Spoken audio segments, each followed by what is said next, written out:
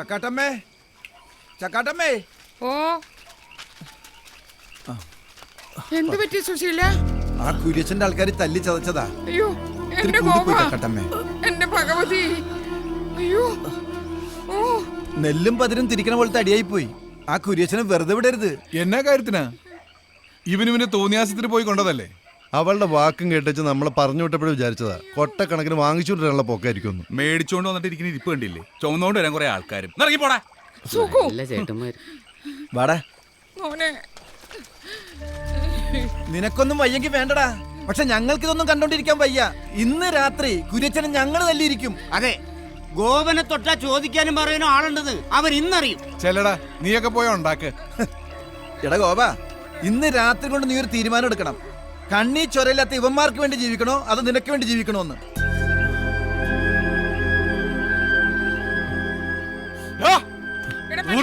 വന്നേക്കുന്നു. നീ അവനെ വിടാനോ പറഞ്ഞ? എന്റെ കയ്യിൽ നിന്ന് കാശ് മേടിക്കാതെ ഇതുവരെ നിങ്ങൾ എന്തെങ്കിലും എനിക്ക് വേണ്ടി ചെയ്തിട്ടുണ്ടോ?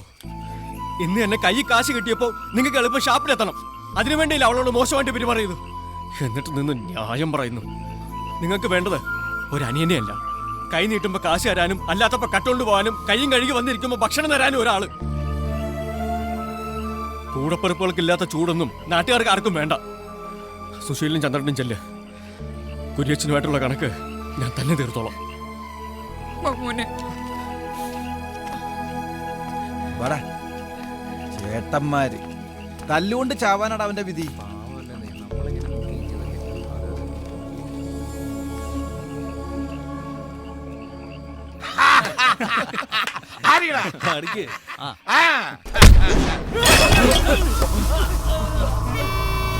എന്താ വേണ്ടേ?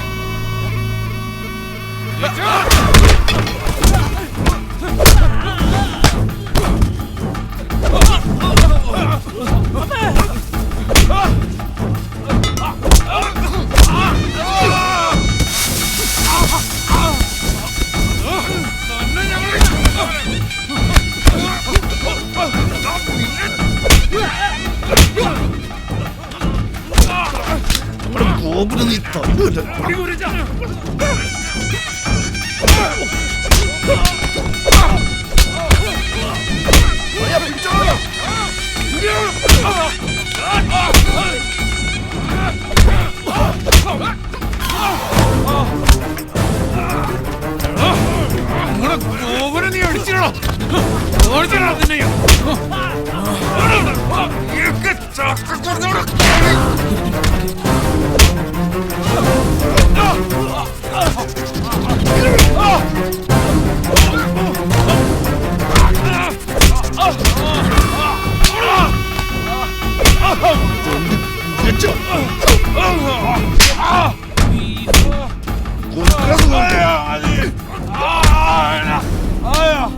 ചക്കക്കൂട്ടം ശരിക്കൊന്ന് ചവിട്ടിക്കുട്ടിയ പിന്നെ പെറുക്കിയെടുക്കുന്നതിന്റെ ചുള പോലും കാണത്തില്ല. കേട്ടോടാ.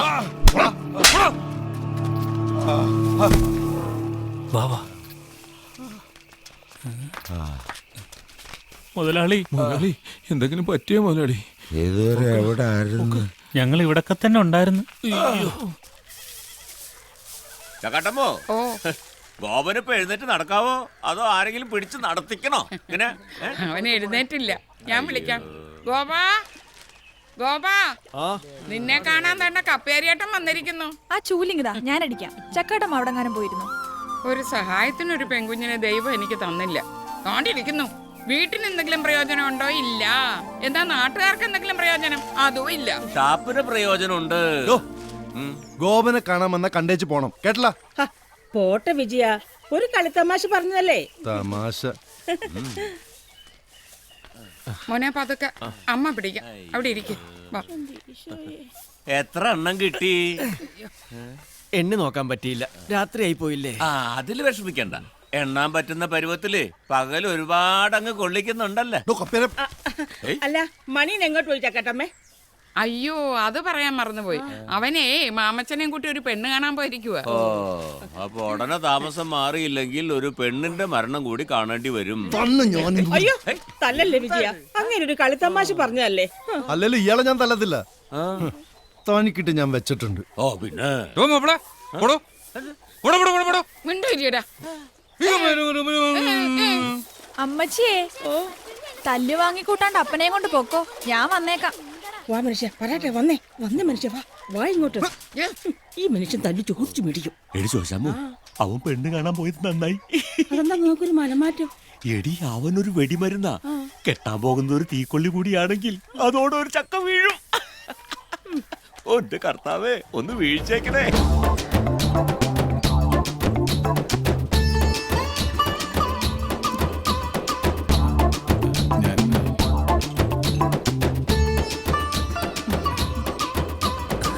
ചക്കമണിയൻ എന്ന് പറഞ്ഞാൽ വെറും ചക്കയല്ല, നല്ല ഒന്നാം തരം വരിക്ക ചക്കയാ ജലജേ. ഗൾഫിലാ? അല്ല അത് പിന്നെ എന്തിന് ഗൾഫിൽ പോണം? കണ്ണത്താ ദൂരത്തോളം വേമ്പനാട്ടുകായൽ ഇങ്ങനെ നീണ്ടു നിവർന്ന് കിടക്കുകയല്ലേ. വേമ്പനാട്ട് കായലോ? എന്റെ അമ്മാവ, ഈ കുട്ടനാട്ടിൽ വേലയെടുത്ത് ജീവിക്കാൻ ചങ്കുറപ്പുള്ള ഒരാണിന് വേമ്പനാട്ട് കായൽ മതി. അതിനകത്തുണ്ടല്ലോ ജീവിക്കാനുള്ള വക. പിന്നെ എന്തിന് ഗൾഫിൽ പോണം? ആ പറഞ്ഞത് ശരിയാ. ആണോ? അവൾ അച്ഛനും അമ്മയും മരിച്ച പിന്നെ പഠിത്തം നിർത്തി. ആലപ്പുഴയിലെ ബാസ് ഡോക്ടർ വീട്ടിലെ കുശിനിയായിരുന്നു 6-7 കൊല്ലം. അത് കഴിഞ്ഞ അറബിയുടെ വീട്ടിലെ കുശിനിക്ക് മാമച്ചൻ വിട്ടത്. അതും അടുത്ത് അവളിങ്ങ് പോന്നു. ശരിക്കും മാമച്ചനെ കല്യാണ ആലോചനയ്ക്ക് വിളിച്ചതല്ല അവള്, ഒരു പണി കിട്ടുമെന്ന് അറിയാൻ വിളിച്ചതാ. രണ്ടുപേർക്കും ഒരു പണിയായിക്കോട്ടെ എന്ന് ഞാനങ്ങ് കരുതി. ജലജയ്ക്ക് മണിയനെ ഇഷ്ടായോ? എന്നാ പിന്നെ ഇവർ രണ്ടുപേരും അകത്ത് പോയി ഭാവി കാര്യങ്ങൾ സംസാരിക്കട്ടെ, നമുക്ക് പുറത്തിരിക്കാം. അയ്യോ അതിനെന്താ, നിന്റെ സോളാർ പാനലൊന്നും ഇവിടെ വെക്കരുത്.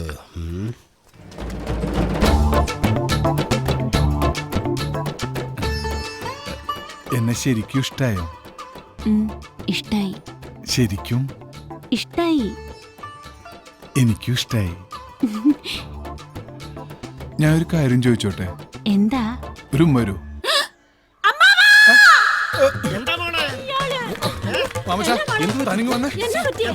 പറഞ്ഞിട്ട് പോടൂ. വലിക്കല്ലേ, അറിയാനുള്ള ആകാംക്ഷ കൊണ്ടാ. അകത്തെന്തായിരുന്നു? എടാ നാറി, അത്രയ്ക്ക് സഹിക്കാൻ പറ്റില്ലെങ്കിലേ പോയി വല്ല മുള്ളുമരിക്കാൻ കാരണം. ഇവൻ പറഞ്ഞ പോലെ എന്റെ സ്വഭാവം ചവിട്ടി കൂട്ടി ഞാൻ. മതി, അതിനേക്കാൾ മോശമായി ഇയാള്.